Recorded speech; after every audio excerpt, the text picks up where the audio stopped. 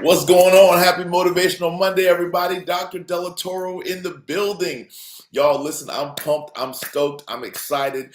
Happy Motivational Monday to you. I hope you all are doing wonderfully well on today. Listen, y'all, I'm excited. I'm pumped. We're going to have a powerful, powerful time today talking about a subject that I love to talk about, which is this conversation of change, this conversation of shift, this conversation of what it means to take our lives to the next level. So I hope you got something to drink. I hope you got something to take notes with, because we are in school. Class is in session, and I'm excited about it. Do me a favor, tell somebody you know about this incredible channel. Tell them to join this incredible special page so that we can rock out and have a great time together. It's going to be awesome. It's going to be powerful. It's going to be transformational, and I'm looking forward to it. Listen, y'all, I'm teaching you from my book, Shift into a Higher Gear, Better Your Best, and Live Life to the Fullest. This is an incredible resource that I know will bless your soul and take you to the next level. If you don't have this book, make sure you pick up a copy of it. And y'all, you know I like to make these sessions interactive, so please fire off in the comments. That's how I know you're here. That's how I know that you're with me, et cetera, et cetera. Take notes in the comments, and please share this broadcast. I really, really appreciate it. Excited for this new week. I'm excited about what we've got to learn together and how we're going to grow together. It's going to be awesome. It's going to be powerful. Also, listen, if you guys didn't know, we also have a workbook. So if you've been loving the book, you can also grab a copy of the workbook. The book is available on Amazon and Audible, but the workbook is available on shiftintoahighergear.com. All right. So we are in chapter 3. All right. And I love this book because every single chapter starts with the action verb shift, right? Because the whole goal is for us to make a small shift that makes a big difference, a small pivot that makes a big difference. So wherever you are in the world, just go ahead and type in the chat, type in the comments, and let us know where you're tuning in from so that we can love on you and celebrate you. And if you're watching this after it aired live, listen, I still want to know where you're from, so that way we can kind of get an idea of where our people are tapping in from. It's really, really important for me to know where you guys are tuning in from. It just means a lot. All right, so be good, be blessed. Let's rock and roll. Let's jump right in. I see you.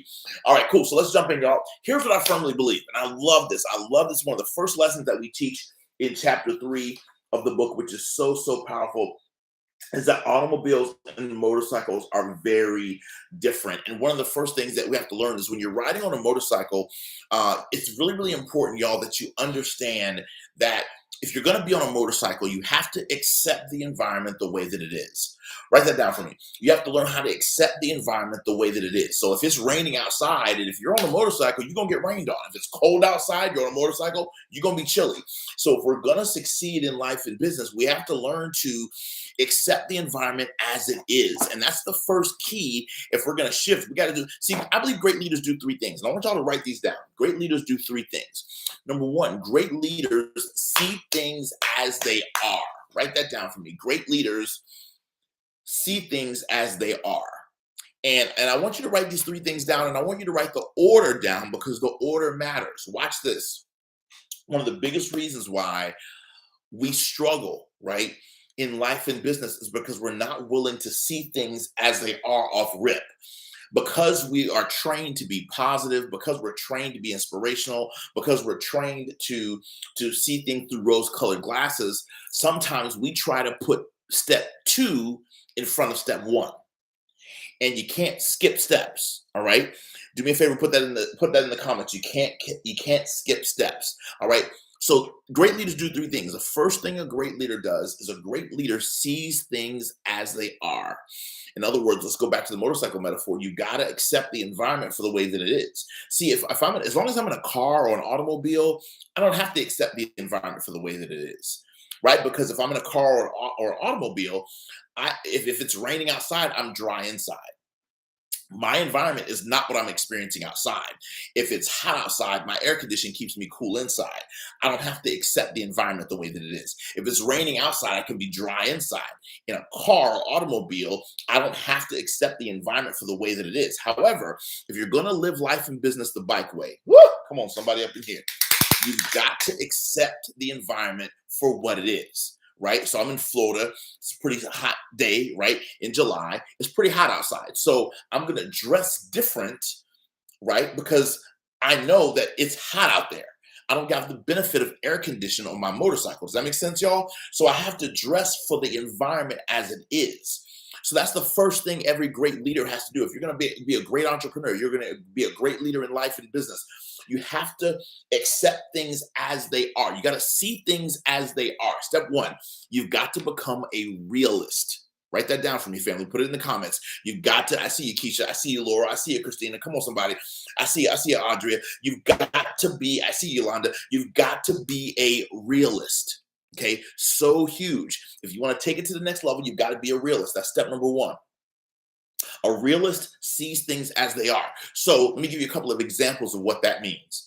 See your kids' academics where they are. Even though you want to improve them, see them where they are. See your personal finances where they are, right? See your physical body. Let's say you want to lose a few pounds, but you got to see it as it is, right? See your real estate or your investment portfolio. Be honest. See it like it is. I know you want to improve it. I know you want to make it better. I know you want to make it more amazing. But off rip, let's see it as it is first. That's step one. We got to be a realist. We got to be honest with ourselves. And so seeing it as it is takes being honest. And a lot of us don't like being honest with how things are. But you cannot shift something if you can't be honest about where it's at. Come on, somebody, give me some hearts. I'll fan myself on that one since you don't want to give me some claps. I keep my clapper in my office. I clap for my daggum self. I don't wait for you to clap for me. Come on, somebody. I love this. All right. So y'all, we gotta be a realist. We gotta see things as they are. That's step one. And that requires being honest with yourself.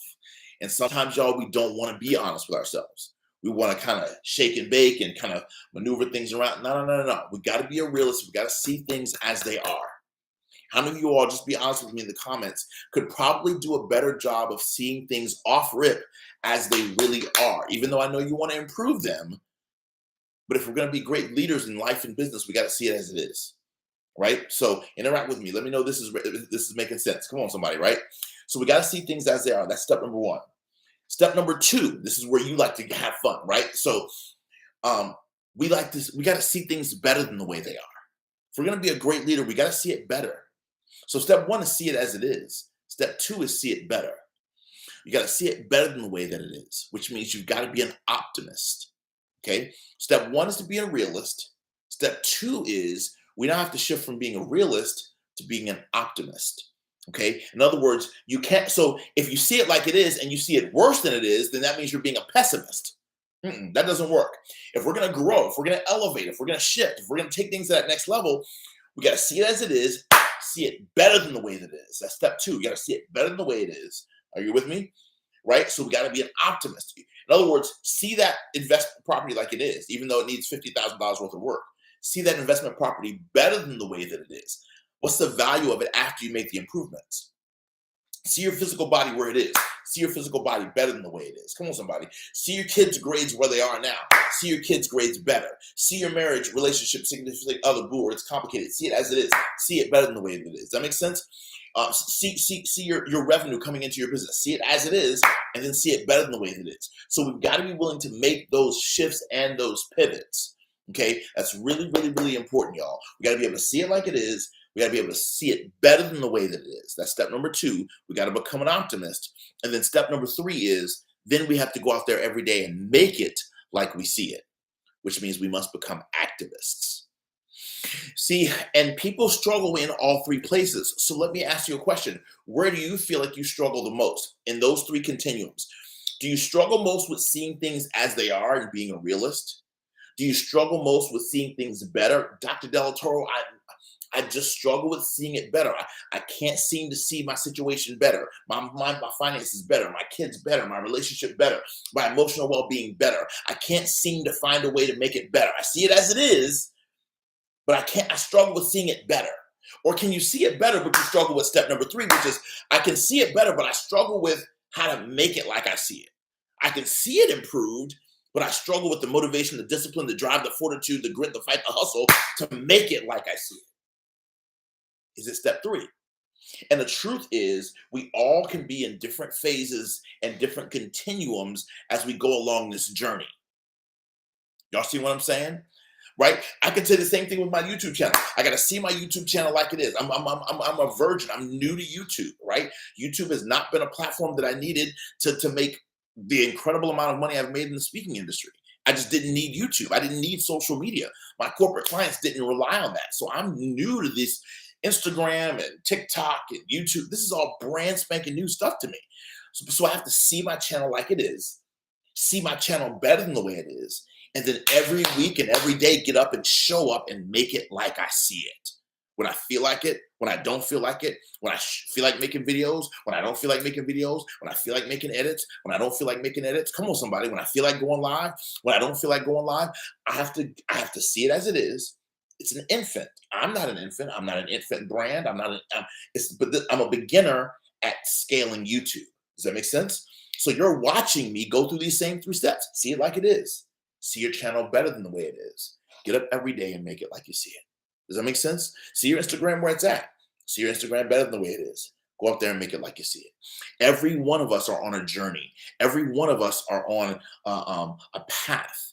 And so you have to be real and honest enough with yourself to say, hey, if I'm going to shift, because shift requires change, y'all, we got to be willing to spare some. Remember, the whole purpose of shift, this is so good. Jesus have mercy. The reason why we shift gears is so that we can go further, faster with less effort. Put that in the comments, y'all.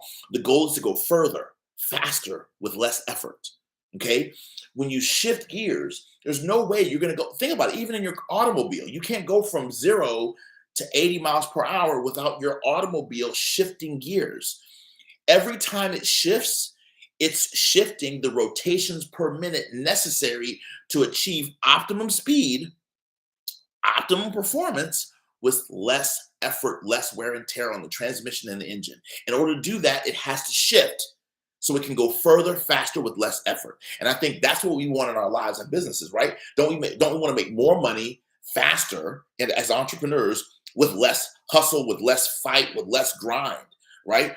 Don't we want more vacations? Come on, somebody, and less frustration, less clients, less drama? I'd rather make more money with fewer clients than have to keep a zillion customers happy. Does that make sense? Come on, somebody. Does that make sense? And so the goal of shift is to go further, faster. Come on, Tammy, with less. Come on, Keisha. Come on, Laura, with less effort. So if you want to be more successful, you got to be willing to shift. You got to be willing to pivot, and you got to be willing to make the necessary adjustments to go and grow to that next level. Is this making sense? Come on, somebody, right? So that's what this chapter is all about. It requires change. We got to be willing to spare some. And watch this. I think this is important to underscore as well. My friend, we got to be crystal clear about the fact that at the end of the day, in life and business, change, psychologically, change feels like loss to the brain. I'm going to say that again. Change feels like loss to the brain. And I'm explaining to you why. Our brains like a certain amount of certainty every single day. You like to wake up and know, okay, cool. If I hit this remote, the TV is going to come on. If I hit this thing, the AC is going to go down. If I sit in this chair, it's going to hold up my body weight. Does that make sense? If I hit the power button, my laptop's going to turn on. So we like a certain amount of certainty. If I put the key in the ignition and turn it, the engine's going to start, my car's going to go. If I click this button, my garage is going to go up. If I put my garbage can out for the trash, somebody's going to come pick it up and take it. Does that make sense? Our brains like a certain level of what's called certainty. Type that in the comments, y'all. Our brains like certainty. So because our brains like certainty, when things change unexpectedly, because our brains are stimulated with so much information that our brains can't process it all, when change happens, right, Laura? When a change happens, that change psychologically feels like a loss of certainty to the brain. A loss of certainty to the brain sounds like risk, threat, danger. The brain has a job. The brain's job is to keep your body alive. So your brain's number one job is to sense what, y'all? Risk, threat, or what? Danger. So the reason, y'all, this is so good. Oh my gosh, this is like illegal. I need 10 of y'all to just type in and say, teach, doc. Just say teach, doc. This is silly. This is so freaking good because I'm helping you understand why you get in your own way. I'm helping you understand why you get in your own way. So y'all, we get in our own way because the very thing so when we're trying to change, when we're trying to go to that next level, when we're trying to go to that next place and we struggle, the reason why we struggle, y'all, is because change initially, if you don't have the right attitude towards it, Change to the brain psychologically feels like a loss of certainty. And when you lose certainty, all of a sudden your brain processes that loss of certainty, something I can bank on, as danger, threat, or risk, which automatically evokes the emotion of what, y'all? Fear. Because fear is defined as a physiological response to a real or perceived source of danger, threat, or pain. I'm gonna say that again. I said this on the Today Show. This is so illegal. I need y'all to share this broadcast. This is so good. I'm gonna say it again. So fear is defined as a real or perceived source of danger. It's a physiological response to a real or perceived source of danger, threat, or pain. Okay? So fear, when the emotion of fear shows up, it is a physiological response. In other words, you feel it in your nervous system. In other words, if it's, how many of y'all have ever walked down a street and all of a sudden your body said, we need to be concerned? Have you ever been in the bed at night and heard a strange sound at the front door and all of a sudden your body says, we need to be on alert? Fear is a physiological response to a real or perceived danger, threat, or source of pain. Now, slow down the definition. Fear is a physiological response to a real, or somebody type it in the comments for me because this is where the gangsterness happens. It's a real or what? It starts with a P. Somebody put it in the comments for me. This is the dangerous part. What's the P, y'all? What's the P? It's a physiological response to a real or, starts with a P, and this is where we get in trouble. Type the P in for me, y'all. Type the P in. Come on, Laura. Real or perceived danger, threat, or source of pain. So watch this, Tammy.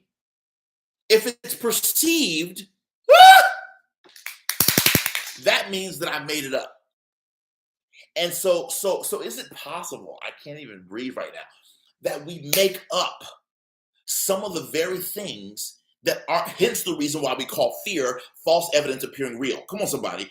Is it possible that some of the things that we're so worried about and we're so afraid about are things that we made up? You made up in your mind that it won't work. You made up in your mind that you're not going to have enough money. You made up in your mind that you're not going to have enough customers. You made up in your mind that you're not going to have enough friends. You made up in your mind that you're not going to be popular. You made up in your mind. You made this stuff up. Fear is a physiological response to a real or perceived danger, threat, or source of pain. So here's my question to you, family. Come on, Dr. Cadet. What are the perceived fears that we live with every single day that aren't even real? You're making it up. I said this on the Today Show, right? It's amazing because your comfort zone was set up by fear to keep you safe, because fear thinks you're 5 years old. I know we're supposed to be in chapter 3. I know we're supposed to be in chapter 3. And the fear chapter is coming up in chapter like 6. And so I'm going ahead of myself a little bit, but I don't know why I'm stuck here, y'all. Fear doesn't come up until chapter 6. We're in chapter 3, but I just need y'all's permission to teach it the way I'm feeling it right now. Does that make sense? So if we understand that the reason why we struggle with change is because change initially, if we don't have the right attitude towards it, change initially psychologically feels like loss to the brain, because it's a loss of what? It's a loss of certainty. It's a loss of bankability. And our brains bank on that level of certainty. Now, I'm going to bother you even further. This is so ridiculous. Y'all share this broadcast. Dr. Connect, you got to chime in here because I'm in too deep now. I'm in too deep. Watch this. While our brains love certainty, our brains also love uncertainty. Man, y'all better help people with this. This is so ridiculous. That's why you got to get a copy of the book. You got to get a copy of Shift to a Higher Gear. Grab the workbook, y'all. This is so crazy. Watch this. Oh my gosh. So watch this. So here's how, let me prove to you that your brain loves certainty, right? Our brain loves to bank on certain things. Have you ever watched a movie you've seen before? Of course you have. Have you ever gone to a restaurant and ordered the same thing you've already had before? Of course you have. In fact, most people, we're creatures of habit. When we go to certain restaurants, we tend to order the same thing, right? When we go to church, we tend to sit in the same pew, same row, same section, right? We tend to go to the same movie theaters. We tend to watch and like the same types of movies. Why? Because our brain loves certainty, right? You'll watch a movie you've already seen. You'll watch an episode, or you'll watch a season of a show you've already watched. Why? Because the brain likes certainty. You know that that show is going to give you a certain emotion. You know that that actor is going to give you a certain response. You know that that entree is going to satisfy you and satiate your hunger in a certain way. So you're used to receiving. So your brain likes certainty. Now, at the same time that your brain likes certainty, watch this. This is why I teach you the law of duality, the law of polarity is so powerful, because the law of duality, the law of polarity says, and dialectical thinking says, two opposing things can be true at the same time. Two opposing views can coexist simultaneously. Just because it is day does not mean that night does not exist. Just because there is left does not mean that right does not exist. Just because there is hell does not mean that heaven does not exist. Two opposing views can be true at the exact same time, which frees us up from either or thinking and allows us to embrace both and thinking, both and feeling, and both and living. Who am I talking to? I'm gonna take a break because this is so ridiculous. This is just crazy, right? So watch this. And if this is making sense, fire off in the comments and let me know this is making sense. And if I've gone off the deep end, you can't process this is too much. Let me know. But I need to know that this is resonating with you. Come on, y'all. Now let's take it a step further. While your brain likes certainty and things that it can bank on, at the same exact time, and I proved it to you with the movies, the entrees, the church services, where you sit, the pew, the row, your parking space, your brain likes certainty. At the exact same time, your brain likes uncertainty. Your brain likes change. Your brain likes difference. Your brain likes thrill and adventure and the unknown. Let me prove that to you. Have you ever wanted to go out on a Friday night or a Saturday night or the weekend and you said, man, I don't want to go to the same restaurant I've already been to? There's something in you that yearns to try the newest restaurant that just came in town. Come on, somebody. Have you ever gone to a movie theater and said, okay, I'm not going to pay for popcorn and Raisinets and go see the same movie that I saw last weekend. I want to see a different movie this weekend. Come on, somebody. Does that make sense? Right? We wake up every day. We don't put on the same drawers on Thursday that we did on Tuesday. We put on something different. Most of us go into our closet. We put on a different outfit than we wore the day before because your brain also likes uncertainty. It likes change. It likes shift. You don't prepare unless some people who are on a meal prep journey eat the same thing every day. Most people who are not on a meal prep journey change up what they eat each day. They make something different each and every day. So while your brain has a need for certainty, it also has a need for uncertainty, change, shift, variety, thrill, and it welcomes it. So what if, chill bumps all over my body, we could learn, family, to embrace the uncertainty? What if we could learn to embrace the variety, the change, the shift, and be just as excited about the shift and the change as we are about the certainty and the comfort? See, your comfort zone was set up by fear to keep you safe. Comfort zone, CZ, sounds like something else. Cubic zirconia, it's something that looks like a real diamond, but it's not a real diamond. Come on, somebody. So your comfort zone is not real, just like cubic zirconia also is not real. What am I trying to help you understand, family? What I'm trying to help you understand while you're having lunch, come on, somebody, while you're eating your little sandwich, come on, somebody, while you're doing what you do, what I'm trying to help you to understand is that all we have to do is access the part of our brain that embraces uncertainty. And when you watch this, when you shift from this is happening to me to this is happening for me, it allows you to embrace the new, the different, the things that you're not accustomed to, Gloria, the things that you're not used to happening a certain way, you embrace it with a more positive attitude. And when you, as Wayne Dyer would say, as Dr. Wayne Dyer would say, when you change the way you look at things, the things that you look at change. I'm gonna say it again. When you change the way you look at things, the things that you look at change. So, my friend, are you saying, Dr. Delatorro, it's possible to have a really healthy attitude towards change and shift? Absolutely. Are you saying, Dr. Delatorro, it's possible that the same brain that's afraid of change can be the same brain that loves change?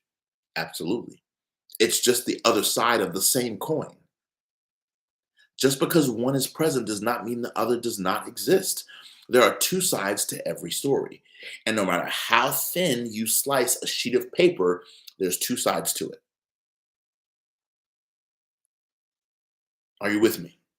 So if we can learn, um, Leona, if we can learn to embrace both sides, right?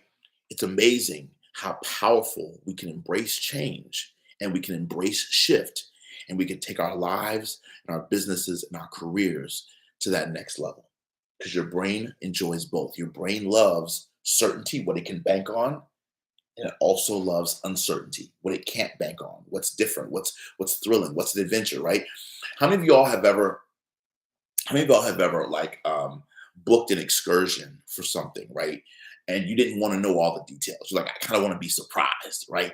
Or you knew that you were getting ready to go out with a friend. You said, listen, I don't want to know all the ins and outs of it. I kind of want to be surprised. That's that part of your brain that loves thrill and difference and change, right? So who doesn't like a good surprise? Who doesn't like a good something spontaneous, something that was not planned? Does that make sense?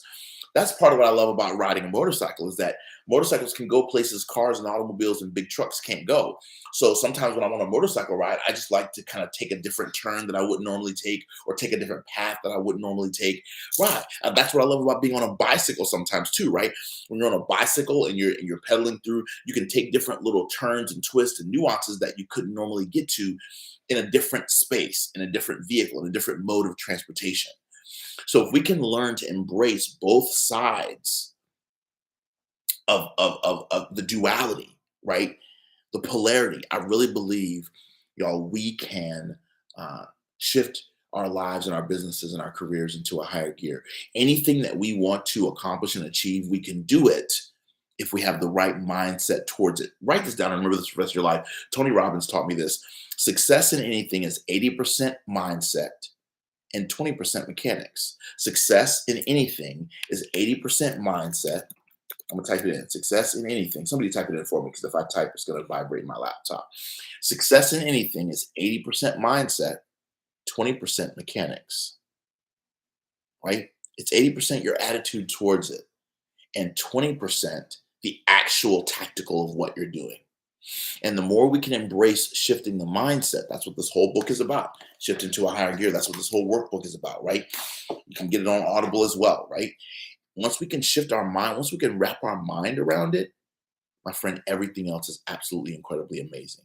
And it'll take your life and it'll take your business to a whole nother place. Listen, y'all, we're pumped and excited. Have you enjoyed this? I want to open it up for a question or two. So, really quickly, if you have a great question, type it in the comments right now, and I'll answer some questions based upon what I've been teaching real quick.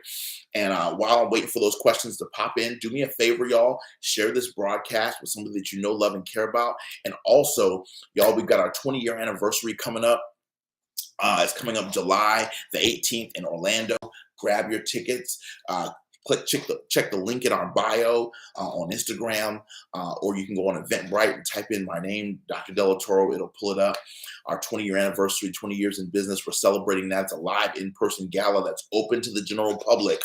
And you are invited to come to this special event. It's going to be absolutely incredible, absolutely amazing. And I'm so pumped and excited. So if you've never met me in person, or if you have met me in person and you want to come celebrate this massive milestone, being in business for 20 years is no joke, y'all. So if you want to be inspired for what it means to have longevity and sustainability long term and still be young and still be handsome and still be excited and still be on the cutting edge of my industry and still be the best at what I do and be well respected, I want that for you. I want you to be able to stick to something long enough to have had the longevity and the respect in your industry that I am fortunate to enjoy every single day. I'm grateful, man, for what God has done in us and through us, and we're just getting started. Does that make sense? So I'm pumped and excited about it. So check that out. Also, and Gina and Ebony, maybe one of you guys can put the link in for the 20-year anniversary in the chat so people can check that out. The other thing, y'all, that we're super excited about is we have just launched a brand new free online course called Healing with Integrity. And it's we were inspired to create this 6-video online course as a direct result of the incredible overflow of feedback we got from our episode on the Dear Future Wifey podcast with Laterris Whitfield. It was absolutely incredible. And you will love this 6-video teaching that we created. It's absolutely free. All you got to do is go to healingwithintegrity.com. That's healingwithintegrity.com. Check that out. Subscribe. It's absolutely free. And you're going to get 6 videos that are on YouTube. And they're exclusive to this training. Blow your mind. So go to Healing with Integrity. Somebody type that in the comments for me too. And it'll be a real lesson to help take you to the next level. So I want to answer some questions. So let me see if there's a question in here already. Let me see. I thought I saw one. Okay. Can you reshape that again? Leona, what do you mean by reshape that again? What do you mean by that? Give me more details. And while we're waiting for her, I'm going to put the website for our free online offering, which is called healingwithintegrity.com. I just put that in the chat. Make sure you subscribe. Absolutely free. It'll bless you. It'll take you to a completely different planet. Absolutely incredible. I have a question here from Jeff. How do you change your mindset to be disciplined? I tend to say that I'm not doing something anymore, but when the thing presents itself, I will do it over and over again. Gotcha. Okay. So Jeff's bringing up a great question. So what's the difference between motivation and discipline, right? So motivation is what gets you started, right?